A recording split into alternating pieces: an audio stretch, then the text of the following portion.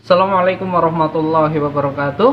Alhamdulillahirrahmanirrahim. Di kesempatan kali ini kita masih diberikan kesehatan sehingga kita bisa melaksanakan pembelajaran pendidikan Pancasila dan kewarganegaraan. Setelah minggu kemarin kita sudah belajar mengenai wilayah negara kesatuan Republik Indonesia. Hari ini kita akan belajar terkait yang pertama adalah penduduk, yang kedua adalah kebebasan beragama, dan yang ketiga adalah pertahanan serta keamanan negara. Namun sebelum pembelajaran dimulai, marilah kita berdoa menurut agama serta kepercayaan masing-masing agar ilmu yang kita dapatkan nantinya bermanfaat. Berdoa dimulai. Selesai? Silakan siapkan terlebih dahulu alat tulis beserta modul pembelajaran serta buku kalian dan catat sesuatu yang menurut kalian penting. Ya, pada materi yang pertama kita akan membahas terkait dengan kedudukan warga negara dan juga penduduk di Indonesia. Mengapa kita belajar tentang ini? Apakah itu penting? Ya, sangat penting. Karena apa? Karena seperti yang kalian ketahui, unsur-unsur berdirinya negara itu dibagi menjadi dua. Yang pertama adalah unsur konstitutif atau unsur yang wajib harus ada. Yang kedua adalah unsur deklaratif atau unsur tambahan. Unsur konstitutif berdirinya negara diantaranya yang pertama adalah wajib suatu negara memiliki wilayah, yang kedua adalah wajib suatu negara memiliki warga negara, dan yang ketiga wajib memiliki pemerintahan yang berdaulat.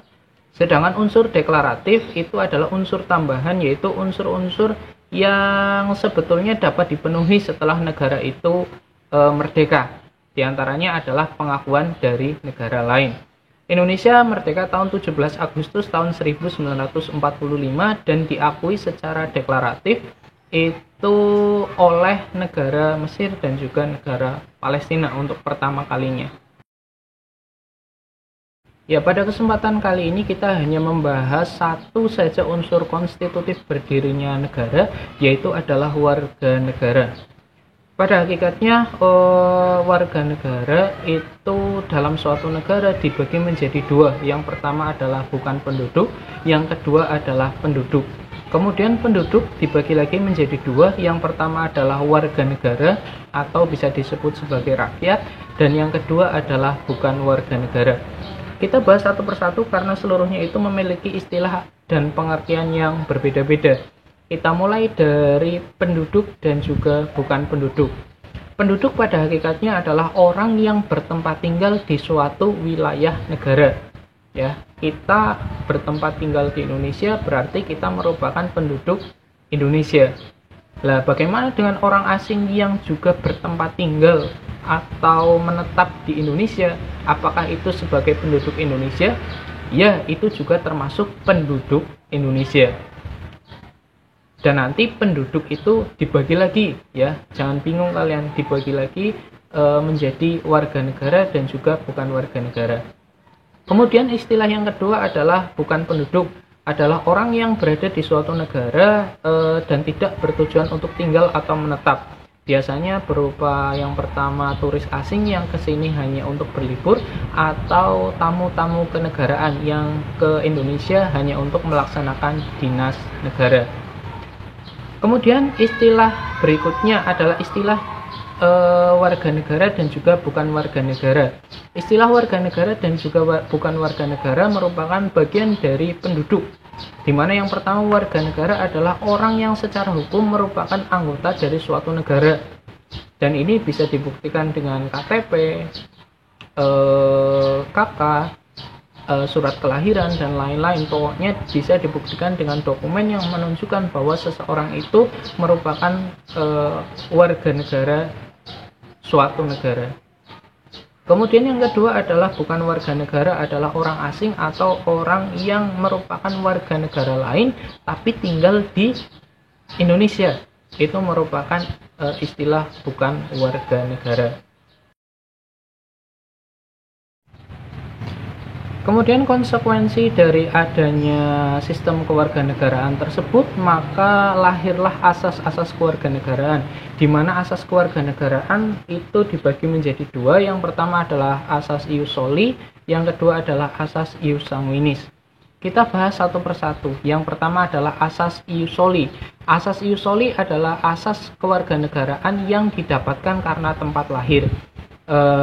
Jadi dimanapun kamu lahir, itulah negaramu. Contohnya, orang tuamu berwarga negara Indonesia, tapi kamu lahir di Malaysia. Berarti secara ius soli kamu merupakan warga negara Malaysia karena kamu lahir di Malaysia. Yang kedua adalah ius sanguinis. Ius sanguinis adalah status kewarganegaraan yang didapatkan seseorang karena keturunan. Jadi kalau ius soli karena tempat kelahiran, kalau ius sanguinis berdasarkan keturunan. Jadi misalkan orang tuamu warga negara Amerika Serikat, tapi kamu lahir di Indonesia. Secara ius sanguinis kamu tetap merupakan warga negara Amerika Serikat. Gitu. Dan konsekuensinya lagi terdapat status kewarganegaraan.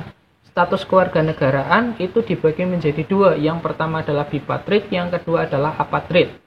Bipatrid itu apa? Bipatrid adalah orang-orang yang memiliki status kewarganegaraan ganda. Apakah ada? Ya, ada. Jadi seseorang yang memiliki status kewarganegaraan ganda karena apa? Karena mungkin di negara tersebut menganut asas ius soli dan juga ius sanguinis. Misalkan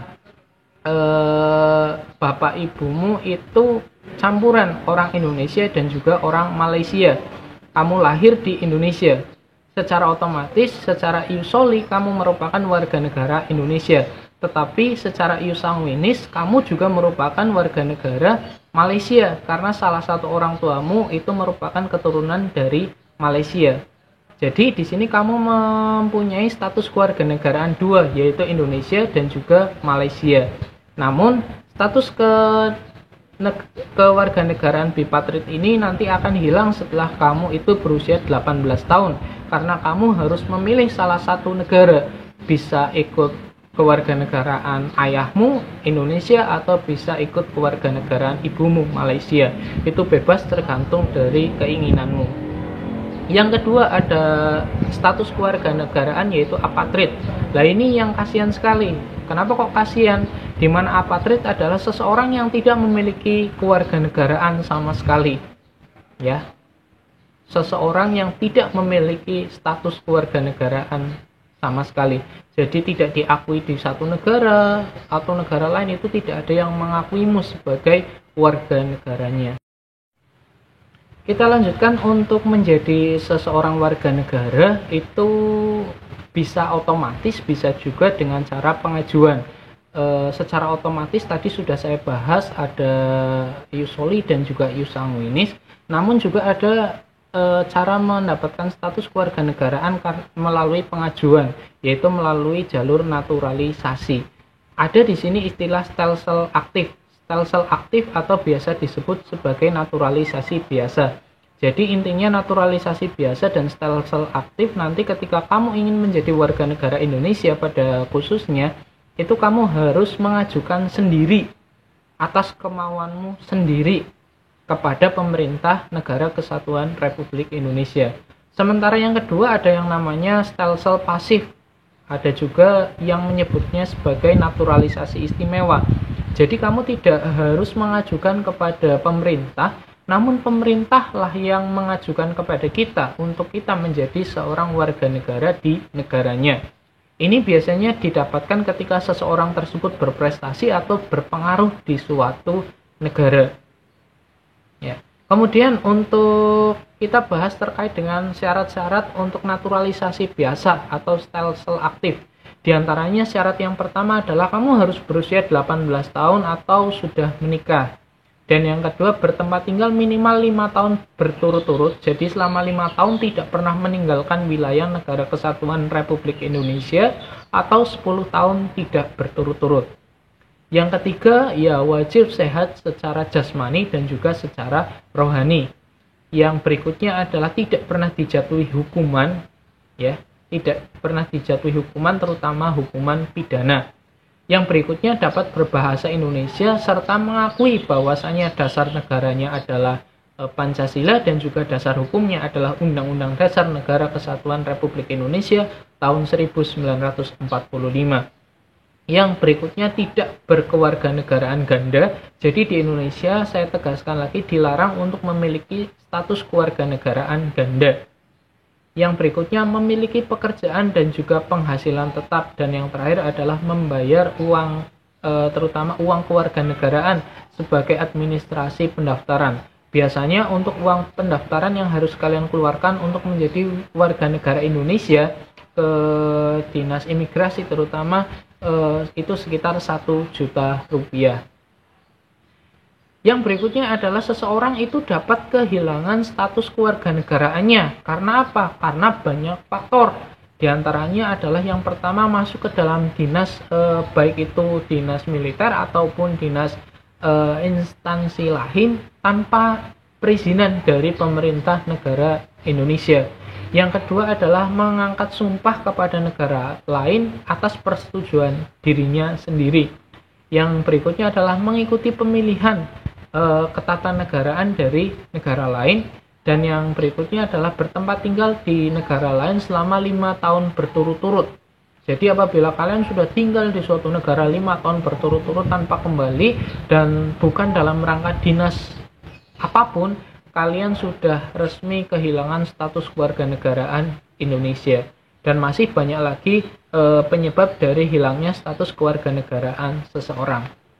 Itu sedikit yang saya sampaikan mengenai warga negara dan juga rakyat, penduduk, dan lain-lain. Itu ya. Kita masuk ke materi berikutnya, yaitu terkait dengan kemerdekaan beragama dan juga berkepercayaan di Indonesia. Sesuai dengan pengamalan sila pertama Pancasila, ketuhanan yang Maha Esa, itu menyebutkan bahwasannya di Indonesia atau rakyat Indonesia itu wajib untuk memiliki agama, wajib memiliki kepercayaan, ya, wajib hukumnya di Indonesia. Tidak boleh di Indonesia atau warga negaranya itu tidak memiliki agama atau ateis, itu dilarang. Untuk agama di Indonesia yang resmi diakui itu memang baru 6, yaitu Islam, Kristen, Katolik, Hindu, Buddha, Konghucu. Ya, sementara itu yang lain pun masih banyak sekali kepercayaan dan Indonesia itu mengakomodirnya, terutama di dalam pasal 28E ayat 1 dan juga ayat 2 serta pasal 29 Undang-Undang Dasar Negara Kesatuan Republik Indonesia tahun 1945. Kalau kalian perhatikan di gambar itu ada beberapa agama lokal yang saya tampilkan, diantaranya adalah agama Jawa Sunda di Kuningan, Jawa Barat, agama Wiwitan di Banten, agama Bali atau yang sering disebut dengan Hindu Bali atau Hindu Dharma, ada Wetu Telu di Lombok, ada Merapu di Samba, ada Kaharingan di Kalimantan dan juga yang lain-lain. Di Cilacap sendiri khususnya itu ada agama kepercayaan, ya. Ada agama kepercayaan yaitu Kejawen, dan biasanya kalian bisa temukan di daerah-daerah seperti di Adipala dan lain-lain, itu masih banyak orang-orang yang menganut agama kepercayaan. Ya mungkin agak sedikit berbeda dengan agama kita, dan juga mereka punya ciri khas sendiri-sendiri, biasanya menggunakan pakaian Jawa, adat Jawa, dan juga kental sekali identik dengan kebudayaan Jawa. Ya, jadi walaupun mereka berbeda, tetapi mereka juga tetap diakui sebagai warga negara Indonesia dan diakui agamanya oleh Negara Kesatuan Republik Indonesia.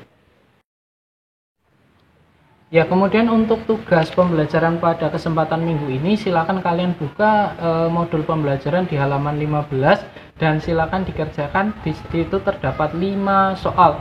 Itu tugas yang pertama, dan juga tugas yang kedua silakan kalian baca sistem pertahanan serta keamanan Negara Kesatuan Republik Indonesia. Dan minggu depan kita sudah melaksanakan penilaian tengah semester. Ya, itu saja yang dapat saya sampaikan. Banyak kesalahan dan kekurangan saya mohon maaf yang sebesar-besarnya. Kita akhiri dengan berdoa menurut agama serta keyakinan masing-masing. Berdoa dimulai. Selesai, tetap jaga kesehatan dan juga semoga kita selalu di dalam lindungan dari Tuhan Yang Maha Esa. Billahi taufiq wal hidayah. Wassalamualaikum warahmatullahi wabarakatuh.